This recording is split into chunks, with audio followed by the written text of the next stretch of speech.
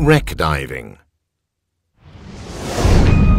In this module, you will discover what is intended for a recreational wreck dive, identify the ownership of an object found in the sea, discover what to do to avoid an incident occurring, find out what equipment is most suitable for this type of dive, learn the most suitable techniques for visiting a wreck in different conditions.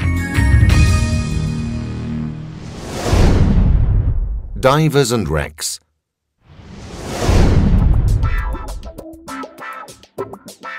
Diving on wrecks is one of the activities that divers all over the world enjoy the most. For some, it's a real passion. For recreational divers, the purpose of diving on a wreck is for their own enjoyment or for study purposes, and should never be for treasure hunting or salvaging any objects found. There is often a naive hope of finding treasure, without considering that it is very rare to find a virgin wreck and that anything we might possibly find would probably not belong to us anyway. Another interesting aspect of wreck diving is marine biology. A wreck represents a bare structure that aquatic organisms can colonize. Some old ships have been decontaminated, meaning potential pollutants have been removed and sunk on purpose to encourage the repopulation of the marine life in the area.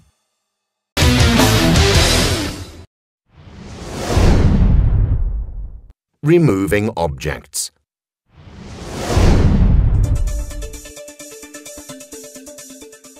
There are important considerations that should discourage divers from taking any type of object from a wreck.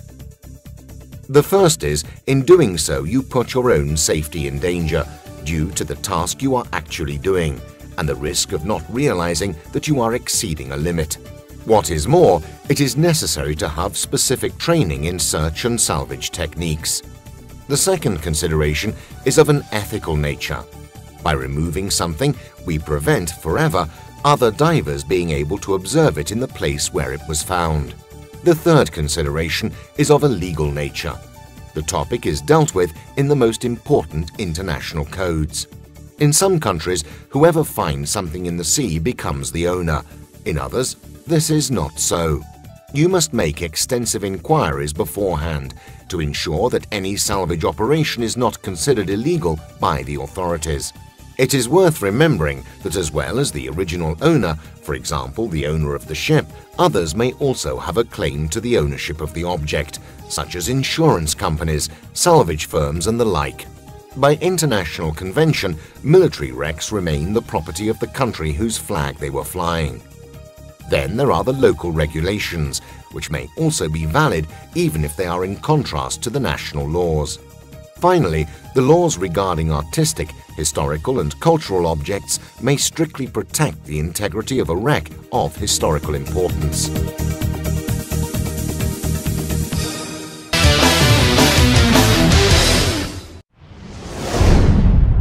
Preparation and risks. It is essential to get information about what we will find beneath the surface, even about the more well-known wrecks, as this enables us to identify the most interesting parts of the wreck and any potential dangers. Sharp objects are one of the dangers. Rusty iron, wood splinters and encrustations could cause injuries. It is best to wear a full bodysuit and strong gloves.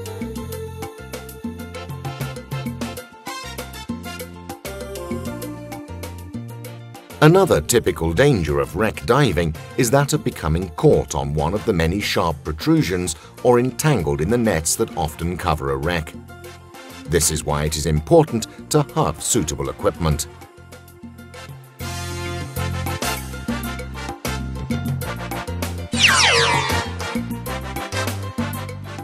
Another danger often overlooked by many is the instability of the structure. Many wrecks fall to pieces due to the corrosion caused by the sea. Divers moving about over the wreck could cause metal pieces, even large ones, to fall off.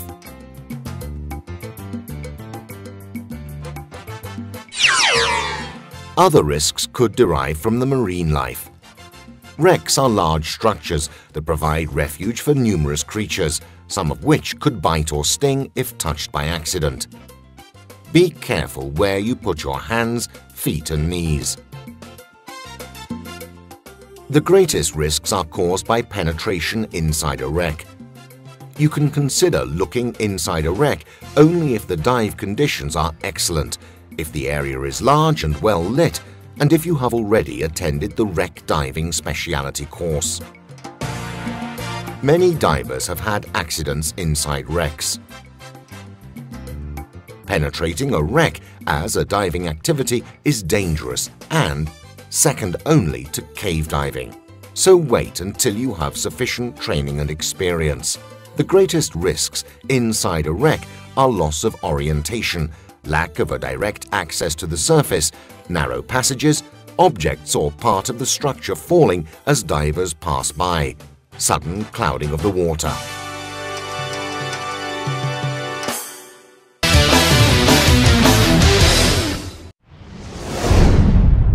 Equipment and diving.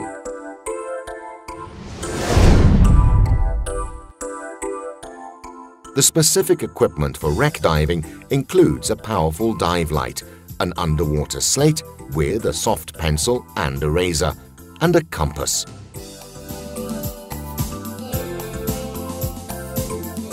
However, remember that the reading of the compass can be greatly influenced by the vicinity of metallic masses.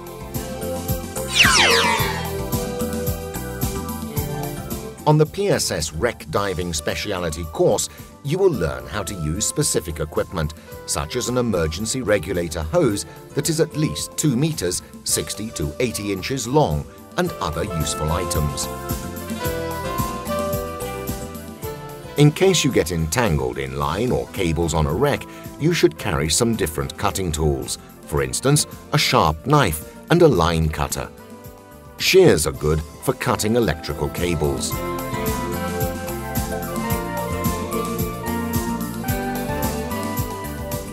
If you have to take measurements, it is a good idea to take a marked length of line. This can also be used as a guideline laid out from bow to stern if the wreck is not very visible. Shot lines made up of a buoy, a line and a weight are also useful for diving on wrecks. They are handy for marking an interesting spot under the water.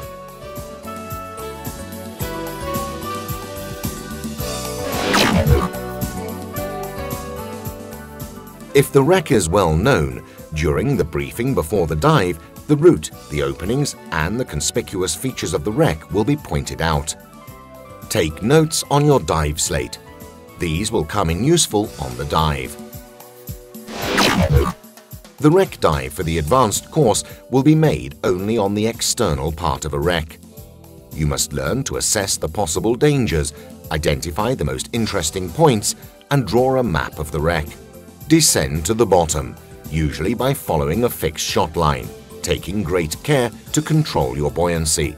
Dive around the wreck and note down some general details on one side of your dive slate. Take care not to miss the important details that could help you find out more information about the wreck. You should try to assess the general conditions of the wreck and how old it might be, if it is made of wood or metal, and if it is identifiable or not. While always remaining outside the wreck, you should identify the possible access points. There are special ways to navigate on a wreck. With wrecks that are almost intact and in good visibility, you can follow layout of the wreck.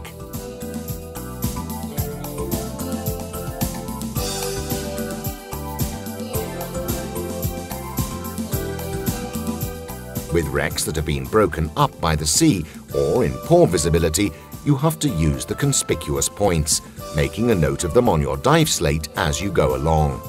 In situations of limited visibility, it is best to use a guideline, which should begin from the anchor of the boat or the shot line.